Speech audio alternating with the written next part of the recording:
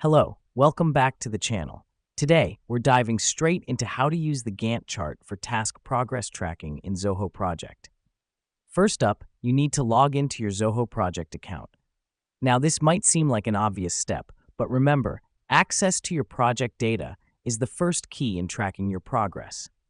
Once you're logged in, navigate to the Task module.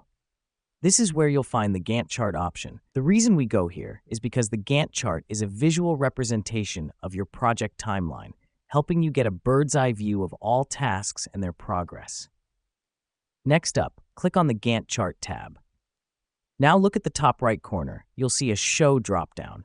Select all tasks from this dropdown. This helps us because it allows you to see every task in your project, ensuring nothing slips through the cracks. Let me explain why this matters. The Gantt chart is more than just a visual tool. It's a powerful tracking mechanism. By selecting all tasks, you can see at a glance which tasks are on track, which are falling behind, and which are completed.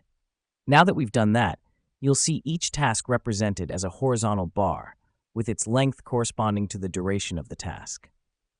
Tasks are color-coded based on their status. Green represents completed tasks, red indicates overdue tasks, and blue is for tasks in progress.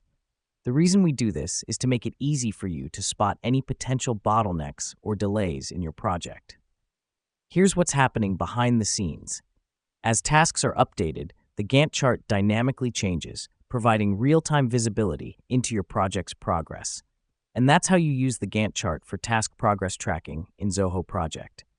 Remember, the key to successful project management is staying on top of your tasks, and the Gantt chart is a powerful tool to help you do that. Thanks for tuning in, and we'll see you in the next tutorial.